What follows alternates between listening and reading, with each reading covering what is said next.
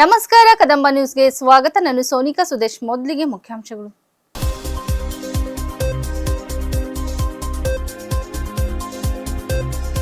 ಜಿಲ್ಲಾ ಉಸ್ತುವಾರಿ ಸಚಿವ ಈಶ್ವರ್ ಬಿ ಖಂಡ್ರೆ ಅವರಿಂದ 16.75 ಕೋಟಿ ವೆಚ್ಚದ ವಸತಿ ಶಾಲೆ ಕಾಮಗಾರಿಗೆ ಚಾಲನೆ.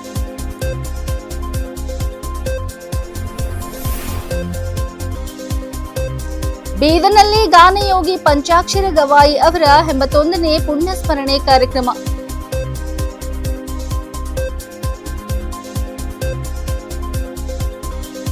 ಬ್ರಿಮ್ಸ್ ಆಸ್ಪತ್ರೆ ಸಿಬ್ಬಂದಿ ಆತ್ಮಹತ್ಯೆ ಯತ್ನ. ಸಚಿವ ಈಶ್ವರ್ ಖಂಡ್ರೆ ಭೇಟಿ, ಕಠಿಣ ಕ್ರಮದ ಎಚ್ಚರಿಕೆ.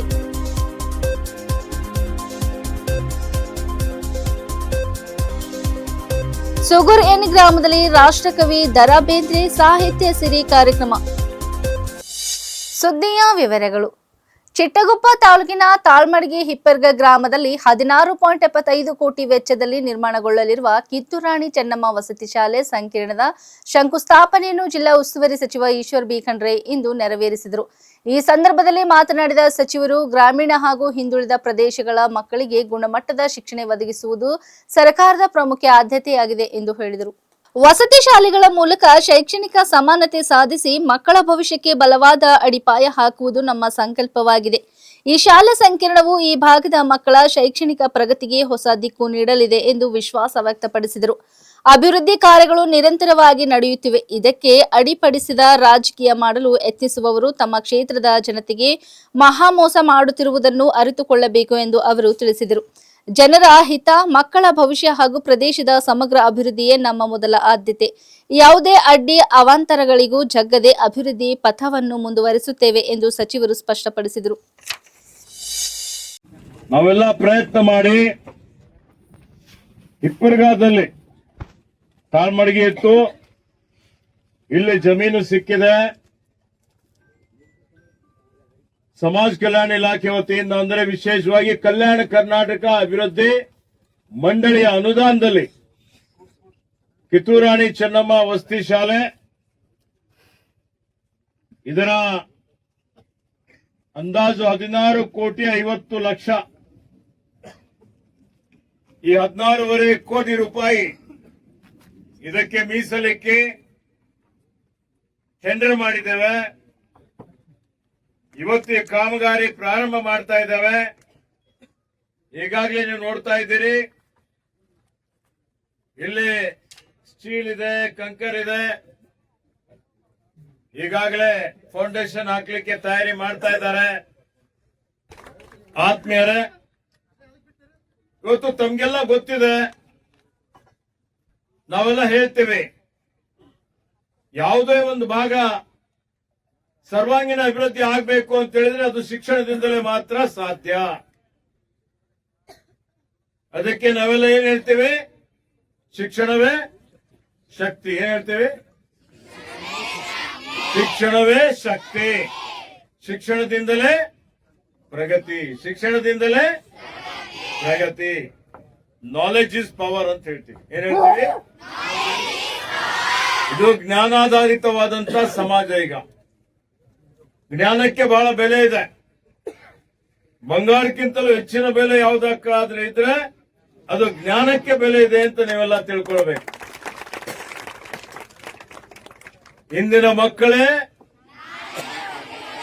ನಮ್ಮ ನಾಡಿನ ಮುಂದಿನ ನಾಗರಿಕರು, ನಾಯಕರು. ಅದಕ್ಕೆ ಮಕ್ಕಳು ಬಹಳ ಮುಗ್ಧವಾಗಿರ್ತಾರೆ. ಬಹಳ ಮಕ್ಕಳು ಅಂತ ಹೇಳಿದ್ರೆ ದೇವರಂತಿದ್ದಾರೆ ಅಂತ ಹೇಳ್ತೇವೆ. ಅದಕ್ಕೆ ಕುವೆಂಪು ಅವರು ಹೇಳ್ತಾರೆ, ಮಕ್ಕಳು ಹುಟ್ಟಿದಾಗ ವಿಶ್ವ ಮಾನವರಾಗಿ ಹುಟ್ಟುತ್ತಾರೆ, ಅದು ಬೆಳೀತಾ ಬೆಳೀತಾ ಸ್ವಲ್ಪ ಕಲುಷಿತ ಆಗಿ ಅಲ್ಪ ಮಾನವರಾಗ್ತಾರೆ ಅಂತ.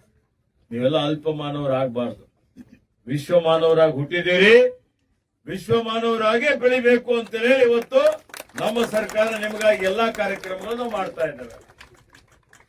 ಇವತ್ತು ಈ ಶಾಲೆಯನ್ನು ಕೊಡ್ತಾ ಇದ್ದೇವೆ, ಪ್ರಾರಂಭ ಮಾಡ್ತಾ ಇದ್ದೇವೆ. ನಿಮ್ಗೆಲ್ಲ ಗೊತ್ತಿದೆ, ಇವತ್ತು ಎಲ್ಲಾ ಕಡೆ ಒಂದು ರೀತಿಯಲ್ಲಿ ಬಡವರ ಮಕ್ಕಳು, ರೈತರ ಮಕ್ಕಳು, ಕಾರ್ಮಿಕರ ಮಕ್ಕಳು, ಶೋಷಿತರ ಮಕ್ಕಳು, ಅದರಲ್ಲಿ ಬಾಲಕಿಯರು ನೀವೆಲ್ಲ ಇದ್ದೀರಿ. ನಿಮ್ಗೆಲ್ಲ ಹಿಂದೆ ನೀವೆಲ್ಲ ಪ್ರಾಥಮಿಕ ಶಾಲೆಗೆ ಹೋಗ್ತಿದ್ರಿ, ಪೂರ್ವ ಪ್ರಾಥಮಿಕ ಶಾಲೆಗೆ ಹೋಗ್ತಿದ್ರಿ, ಪ್ರೌಢ ಶಾಲೆಗೆ ಹೋಗ್ತಿದ್ರಿ. ಯಾವುದೇ ಮೂಲ ಸೌಕರ್ಯ ನಿಮ್ಗೆ ಸಿಗ್ತಾ ಇದ್ದಿಲ್ಲ. ಯಾರು ಶ್ರೀಮಂತರ ಮಕ್ಕಳಿದ್ದಾರೆ ಅವರೆಲ್ಲ ಪಬ್ಲಿಕ್ ಸ್ಕೂಲ್ಗೆ ತಮ್ಮ ಮಕ್ಕಳಿಗೆ ಪ್ರವೇಶ ಕೊಡಿಸ್ತಾ ಇದ್ರು, ಗೊತ್ತಲ್ಲ. ಅದಕ್ಕೆ ಬಡ ಮಕ್ಕಳಿಗೂ ಶ್ರೀಮಂತರ ಮಕ್ಕಳಿಗೆ ಯಾವ ರೀತಿಯಲ್ಲಿ ಗುಣಾತ್ಮಕ ಶಿಕ್ಷಣ ಸಿಗ್ತದೆ, ಎಲ್ಲಾ ರೀತಿಯ ಮೂಲ ಸೌಕರ್ಯ ಅವರಿಗೆ ಸಿಗ್ತದೆ. ಅದೇ ಮೂಲ ಸೌಕರ್ಯ ಒಳ್ಳೆಯ ಗುಣಮಟ್ಟದ ಕಟ್ಟಡಗಳು, ಕೋಣೆಗಳು, ಆಟದ ಮೈದಾನ, ಪೀಠೋಪಕರಣ, ಪಾಠೋಪಕರಣ, ಶುದ್ಧ ಕುಡಿಯುವ ನೀರು, ಶೌಚಾಲಯ, ಅಲ್ಲಿ ಇವತ್ತು ಉದ್ಯಾನವನ, ಇವೆಲ್ಲಾ ರೀತಿಯಲ್ಲಿ ಮೂಲ ಸೌಕರ್ಯ ಕೊಟ್ಟು, ನಿಮ್ಗೆ ರಕ್ಷಣೆ ಕೊಟ್ಟು, ನಿಮ್ಗೆ ಉತ್ತಮವಾದಂತಹ ಶಿಕ್ಷಕರಿಗೆ ಕೊಟ್ಟು, ಇವತ್ತು ನಿಮಗೆ ಒಳ್ಳೆಯ ಸತ್ಪ್ರಜೆಗಳನ್ನಾಗಿ ಮಾಡಿ ನಿಮ್ಗೆ ಉತ್ತಮ ನಾಗರಿಕರನ್ನಾಗಿ ಮಾಡಬೇಕು ಅನ್ನುವಂತ ಘನ ಉದ್ದೇಶದಿಂದ ಸರ್ಕಾರ ಇವತ್ತು ಮೊರಾರ್ಜಿ ದೇಸಾಯಿ ವಸತಿ ಶಾಲೆಗಳಿರ್ಬೋದು, ಕಿತ್ತೂರು ರಾಣಿ ಚೆನ್ನಮ್ಮ ಶಾಲೆ ಇರ್ಬೋದು, ಡಾಕ್ಟರ್ ಬಾಬಾ ಸಾಹೇಬ್ ಅಂಬೇಡ್ಕರ್ ವಸತಿ ಶಾಲೆಗಳಿರ್ಬೋದು, ಎಪಿಜೆ ಅಬ್ದುಲ್ ಕಲಾಂ ವಸತಿ ಶಾಲೆಗಳಿರ್ಬೋದು, ಇವತ್ತಿಲ್ಲಿರುವಂತ ಶ್ರೀಮತಿ ಇಂದಿರಾ ಗಾಂಧಿ ಅವರ ವಸತಿ ಶಾಲೆಗಳಿರ್ಬೋದು, ಅಟಲ್ ಬಿಹಾರಿ ವಾಜಪೇಯಿ ವಸತಿ ಶಾಲೆ ಇರ್ಬೋದು, ಇವೆಲ್ಲ ವಸತಿ ಶಾಲೆಗಳು ಅಂದ್ರೆ 5ನೇ ತರಗತಿಯಿಂದ 10ನೇ ತರಗತಿವರೆಗೆ ಮತ್ತೆ ಈಗ ಅಪ್ಗ್ರೇಡ್ ಮಾಡಿ ಮೇಲ್ದರ್ಜೆಗೇರಿಸಿ PU ವರೆಗೆ ಪರಿಪೂರ್ಣ ಶಿಕ್ಷಣ ಕೊಡುವವರೆಗೇನು ನಿಮ್ಗೆಲ್ಲ ಒಂದೇ ಕಡೆ, ಒಂದೇ ಪ್ರದೇಶದಲ್ಲಿ ನಿಮ್ಗೆ ಉತ್ತಮವಾದಂತ ಶಿಕ್ಷಣ ಕೊಡಬೇಕು ಅಂತೇಳಿ ನೂರಾರು ಸಾವಿರಾರು ಕೋಟಿ ರೂಪಾಯಿ ಇವತ್ತು ಖರ್ಚು ಮಾಡಿ ನಿಮ್ಗೆ ಈ ಒಂದು ಶಾಲೆಗಳನ್ನು ಪ್ರಾರಂಭ ಮಾಡ್ತಾ ಇದ್ದೀವಿ ಅನ್ನುವಂತ ಮಾತನ್ನು ಹೇಳಲಿಕ್ಕೆ ಬಯಸ್ತಾರೆ. ಗಾನಯೋಗಿ ಪಂಚಾಕ್ಷರ ಗವಾಯಿ ಸೇವಾ ಸಂಸ್ಥೆ ಮತ್ತು ಕನ್ನಡ ಮತ್ತು ಸಂಸ್ಕೃತಿ ಇಲಾಖೆ ಬೀದರ್ ಸಂಯುಕ್ತ ಆಶ್ರಯದಲ್ಲಿ ಗಾನಯೋಗಿ ಪಂಚಾಕ್ಷರ ಗವಾಯಿ ಅವರ 81ನೇ ಪುಣ್ಯ ಸ್ಮರಣೆ ಕಾರ್ಯಕ್ರಮವನ್ನು ಮಾರ್ಚ್ 6ರಂದು ನಗರದ ಡಾ ಚನ್ನಬಸವ ಪಟ್ಟದೇವರ ರಂಗಮಂದಿರದಲ್ಲಿ ಹಮ್ಮಿಕೊಳ್ಳಲಾಗಿದೆ ಎಂದು ಪತ್ರಿಕೆಗೋಷ್ಠಿಯಲ್ಲಿ ತಿಳಿಸಲಾಯಿತು. ಗಾನಯೋಗಿ ಪಂಚಾಕ್ಷರ ಗವಾಯಿ ಸೇವಾ ಸಂಸ್ಥೆಗೆ 40 ವರ್ಷಗಳ ಇತಿಹಾಸವಿದ್ದು, ಗವಾಯಿ ಅವರ 41ನೇ ಪುಣ್ಯ ಸ್ಮರಣೆಯೆಂದು ಈ ಸಂಸ್ಥೆಯನ್ನು ಸ್ಥಾಪಿಸಲಾಯಿತು ಎಂದು ಹೇಳಿದರು. ಸಂಸ್ಥೆಯು ಕಳೆದ 4 ದಶಕಗಳಿಂದ ಸಂಗೀತ, ಸಾಹಿತ್ಯ, ನೃತ್ಯ, ವಿಜ್ಞಾನ ಹಾಗೂ ಪರಿಸರ ಸೇರಿದಂತೆ ವಿವಿಧ ಸಾಂಸ್ಕೃತಿಕ ಮತ್ತು ಸಾಮಾಜಿಕ ಚಟುವಟಿಕೆಗಳನ್ನು ನಿರಂತರವಾಗಿ ನಡೆಸಿಕೊಂಡು ಬರುತ್ತಿದ್ದು, ರಾಜ್ಯದಲ್ಲಿ ಉತ್ತಮ ಹೆಸರುವಾಸಿಯಾಗಿದೆ ಎಂದು ತಿಳಿಸಿದರು. ಸಂಸ್ಥೆಯ ಮುಖ್ಯ ಉದ್ದೇಶವೆಂದರೆ ಗಾನಯೋಗಿ ಪಂಚಾಕ್ಷರ ಗವಾಯಿ ಅವರು ಸಮಾಜಕ್ಕೆ ನೀಡಿದ ಮೌಲ್ಯಮಯ ಸಂದೇಶಗಳನ್ನು ಜನತೆಗೆ ತಲುಪಿಸುವುದು ಹಾಗೂ ಭಿಕ್ಷೆ ಬೇಡುವ ಮಕ್ಕಳಿಗೆ ಉತ್ತಮ ಜೀವನ ರೂಪಿಸಿಕೊಳ್ಳಲು ಪ್ರೇರಣೆ ನೀಡುವುದು ಎಂದು ಹೇಳಿದರು. ಗವಾಯಿ ಅವರ ಈ ಧ್ಯೇಯವನ್ನು ಪುಟ್ಟರಾಜು ಅವರು ಸಹ ಮುಂದುವರೆಸಿಕೊಂಡು ಬಂದಿದ್ದಾರೆ ಎಂದು ತಿಳಿಸಿದರು.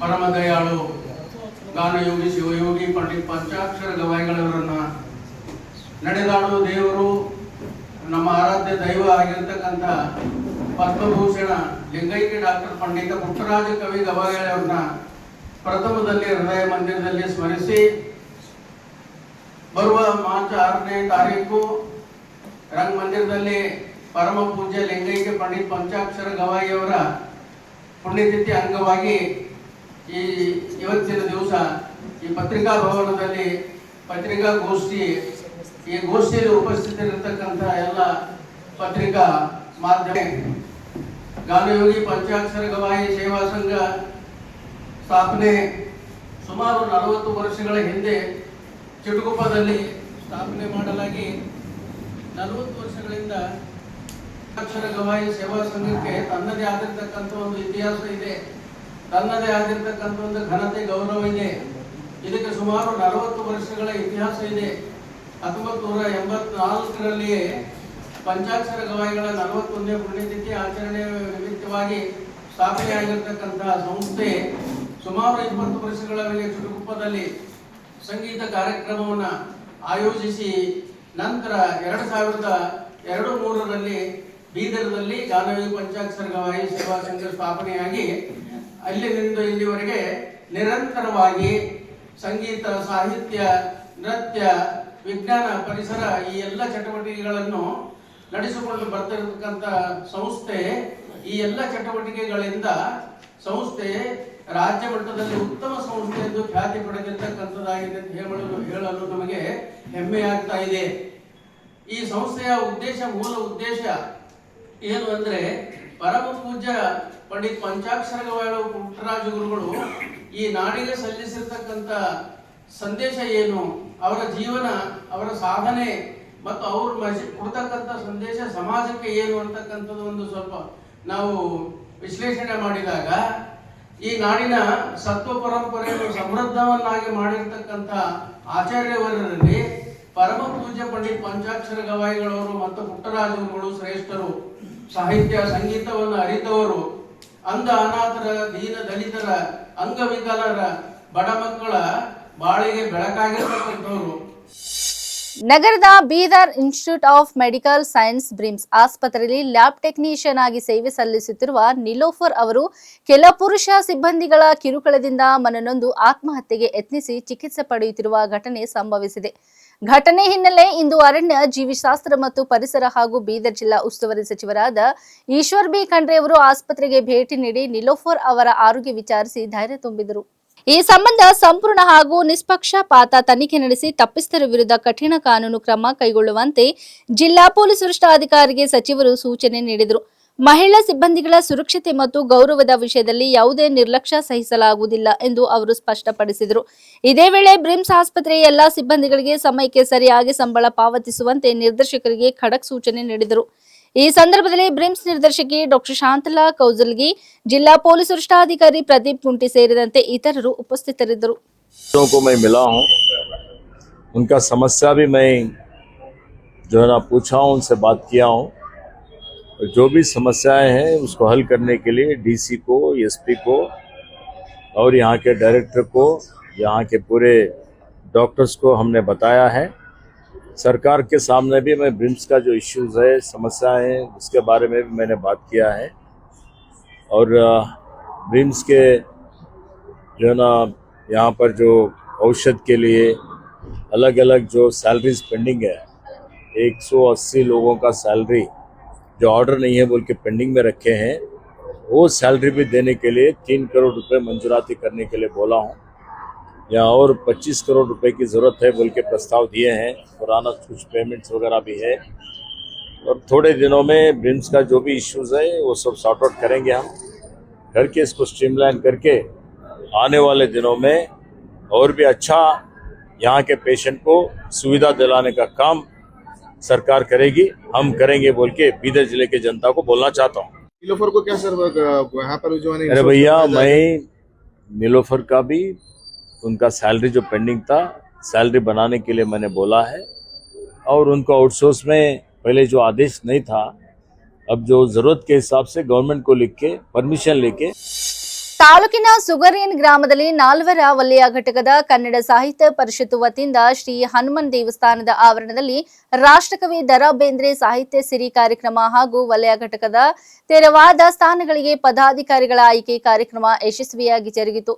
ವೇದಿಕೆ ಅಧ್ಯಕ್ಷತೆ ವಹಿಸಿದ್ದ ಭೀಮರೆಡ್ಡಿ ಗೌಡ ಕುರಳ್ ಅವರು ಮಾತನಾಡಿ, ಕನ್ನಡ ಭಾಷೆ, ಸಾಹಿತ್ಯ ಮತ್ತು ಸಂಸ್ಕೃತಿಯನ್ನು ಸಂರಕ್ಷಿಸಿ ಬೆಳೆಸುವ ಉದ್ದೇಶದಿಂದ ಸ್ಥಾಪಿತವಾದ ಕನ್ನಡ ಸಾಹಿತ್ಯ ಪರಿಷತ್ತು ಶತಮಾನೋತ್ತರ ಸುದೀರ್ಘ ಇತಿಹಾಸವನ್ನು ಹೊಂದಿದೆ ಎಂದು ತಿಳಿಸಿದರು. 1916ರ ಮೇ 3ರಂದು ಬೆಂಗಳೂರಿನಲ್ಲಿ ನಾಲ್ವಡಿ ಕೃಷ್ಣರಾಜ ಒಡೆಯರ್ ಅವರ ಆಶ್ರಯದಲ್ಲಿ ಹಾಗೂ ಎಂ ವಿಶ್ವೇಶ್ವರಯ್ಯ ಅವರ ಮಾರ್ಗದರ್ಶನದಲ್ಲಿ ಪರಿಷತ್ತು ಸ್ಥಾಪನೆಯಾಯಿತು. ಆರಂಭದಲ್ಲಿ ಇದರ ಹೆಸರು ಕರ್ನಾಟಕ ಸಾಹಿತ್ಯ ಪರಿಷತ್ತು ಆಗಿತ್ತು ಎಂದು ಮಾಹಿತಿ ನೀಡಿದರು. ಕನ್ನಡ ಸಾಹಿತ್ಯ ಪರಿಷತ್ತು ಕಸಾಪ ಶತಮಾನಕ್ಕೂ ಹೆಚ್ಚಿನ ಇತಿಹಾಸ ಹೊಂದಿರುವ ಕನ್ನಡಿಗರ ಪ್ರತಿನಿಧಿಕ ಸಂಸ್ಥೆಯಾಗಿದ್ದು, ಕೇವಲ ಸಾಹಿತ್ಯ ಕ್ಷೇತ್ರಕ್ಕೆ ಸೀಮಿತವಾಗದೆ ನಾಡು, ನುಡಿ, ಸಂಸ್ಕೃತಿ ಮತ್ತು ಕನ್ನಡಿಗರನ್ನು ಒಗ್ಗೂಡಿಸುವಲ್ಲಿ ಪ್ರಮುಖ ಪಾತ್ರ ವಹಿಸಿದೆ ಎಂದು ಹೇಳಿದರು. ಕನ್ನಡ ಸಾಹಿತ್ಯ ಪರಿಷತ್ತು ಮೇ 5, 1915ರಲ್ಲಿ ನಾಲ್ವಡಿ ಕೃಷ್ಣರಾಜ ಒಡೆಯರ್ ಎಂಬುವರು ಈ ಕನ್ನಡ ಸಾಹಿತ್ಯ ಪರಿಷತ್ನ ಹುಟ್ಟಾಕಿದರು.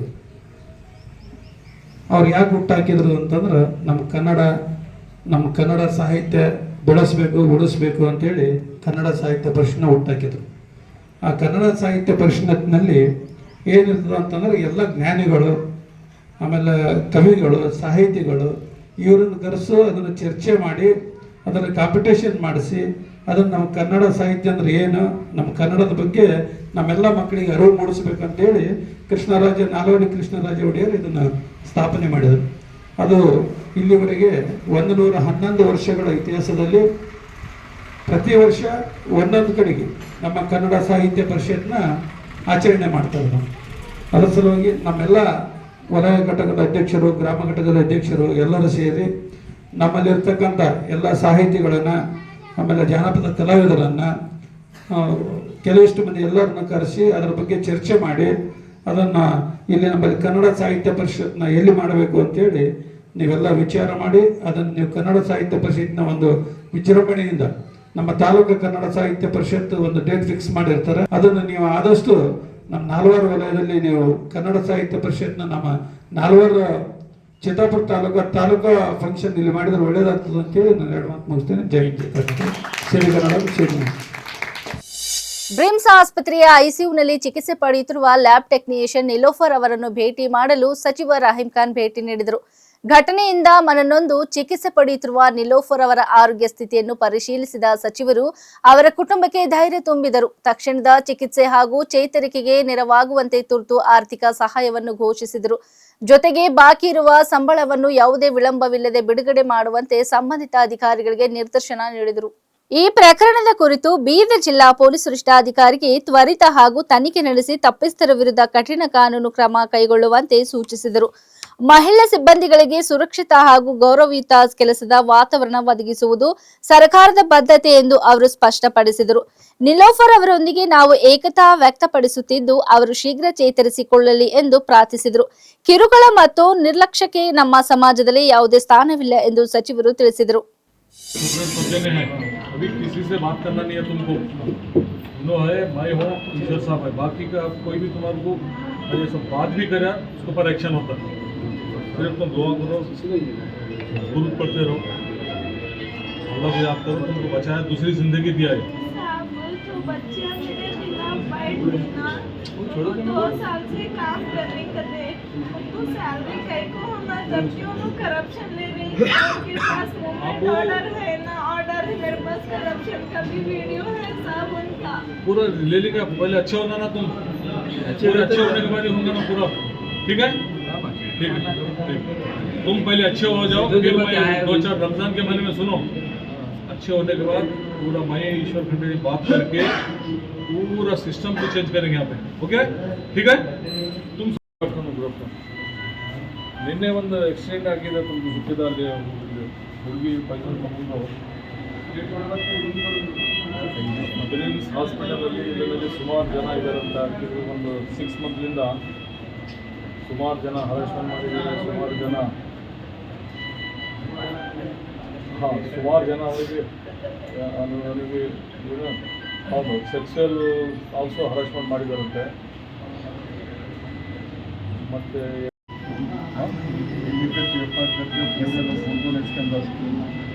पूरा बाद में अदर्स बोलते डाल के बाद में ठीक होने के बाद हाँ ठीक होने के बाद फिर उसको पूरा डिटेल हिस्ट्री ले लेंगे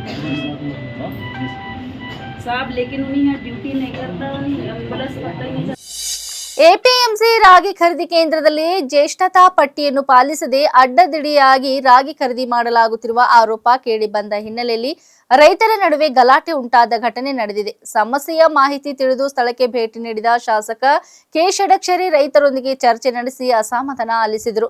ಬಳಿಕ ಖರೀದಿ ಅಧಿಕಾರಿಗಳಿಗೆ ಕಟ್ಟುನಿಟ್ಟಿನ ಸೂಚನೆ ನೀಡಿದ ಅವರು ಜ್ಯೇಷ್ಠತಾ ಪಟ್ಟಿಯ ಪ್ರಕಾರವೇ ರಾಗಿ ಖರೀದಿ ಮಾಡಬೇಕು, ನಿಯಮ ಉಲ್ಲಂಘನೆ ಮಾಡಿದರೆ ಕಠಿಣ ಕ್ರಮ ಕೈಗೊಳ್ಳಲಾಗುವುದು ಎಂದು ಎಚ್ಚರಿಸಿದರು. ಈ ವೇಳೆ ಮಾತನಾಡಿದ ರಾಗಿ ಖರೀದಿ ಅಧಿಕಾರಿ ರುದ್ರಪ್ಪ, ಜ್ಯೇಷ್ಠತಾ ಪಟ್ಟಿಯನ್ನು ಪ್ರತಿ 3 ದಿನಗಳಿಗೊಮ್ಮೆ ಪ್ರಕಟಿಸಲಾಗುತ್ತಿದ್ದು ಅದರ ಪ್ರಕಾರವೇ ರೈತರಿಂದ ರಾಗಿ ಖರೀದಿ ಮಾಡಲಾಗುತ್ತಿದೆ ಎಂದು ತಿಳಿಸಿದರು. ಇದಕ್ಕೆ ಪ್ರತಿಕ್ರಿಯಿಸಿದ ಶಾಸಕ ಷಡಕ್ಷರಿ, ನಮ್ಮ ಮನೆಯವರೇ ಬರಲಿ, ಯಾರೇ ಆಗಲಿ ಜ್ಯೇಷ್ಠತಾ ಪಟ್ಟಿಯ ಹೊರತಾಗಿ ಯಾವುದೇ ಕಾರಣಕ್ಕೂ ರಾಗಿ ಖರೀದಿ ಮಾಡಬಾರದು, ಅಗತ್ಯವಿದ್ದರೆ ಪೊಲೀಸ್ ಭದ್ರತೆ ಒದಗಿಸಲು ಸೂಚನೆ ನೀಡುತ್ತೇನೆ ಎಂದು ಹೇಳಿದರು. ಅಲ್ಲದೆ ಖರೀದಿ ಪ್ರಕ್ರಿಯೆಯಲ್ಲಿ ಪಾರದರ್ಶಕತೆ ಕಾಪಾಡುವ ಉದ್ದೇಶದಿಂದ ರಾಗಿ ಖರೀದಿ ಕೇಂದ್ರದಲ್ಲಿ ಸಿಸಿಟಿವಿ ಕ್ಯಾಮೆರಾಗಳನ್ನು ಅಳವಡಿಸಲು ಅಧಿಕಾರಿಗಳಿಗೆ ಸೂಚನೆ ನೀಡಿದರು. ಪೊಲೀಸ್ 4 ಜನಕ್ಕೆ ದುಡ್ಡು ಕಟ್ಟಣ, 4 ಜನ ಪೊಲೀಸ್ ಹಾಕಿಸ್ತೀನಿ. ಇರ್ಲಿ ಬಿಡಪ್ಪ, ನನಗೇನಾಗಲ್ಲ, ರೋಗ ನಾನು ಸಾಯಿಲ್ಲ. ಈಗ ಇವರೆಲ್ಲ ದೂರೇನು 3 ದಿವಸದಿಂದ ಯಾಕೆ ಕೊಟ್ಟಿದ್ದಾರೆ?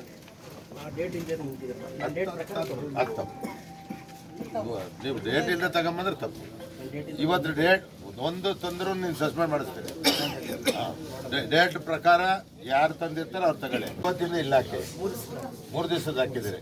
3 ದಿವಸ ಇವತ್ತು ಯಾರು ಬರ್ತಾರ ಅವ್ರು ತಗೊಳ್ಳಿ, ನಾಳೆ ಯಾರು ಬರ್ತಾರೆ ಅವ್ರು ತಗೊಳ್ಳಿ.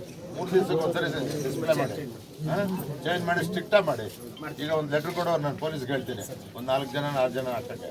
ಇನ್ನು ಆಮೇಲೆ ಒಳಗಡೆ ಬಿಡಬೇಕಾದ್ರೆ ಅವ್ರದ್ದು ಚೆಕ್ ಮಾಡ್ಕೊಂಡು ನೀವು ಅವ್ರಿಗೆ ಕೊಡ್ಬೇಕು ಚೀಟಿನ. ಅವ್ರಿಗೆ ತಗೊಂಡು ಒಳಗೆ ಬಿಡಬೇಕು, ಗಾಡಿ ಒಳಗೆ ಬಿಡಬೇಡಿ, ಯಾರದೇ ಇರಲಿ. ಅಲ್ಲೇ ಹಾಕ್ಸ್ತೀನಿ.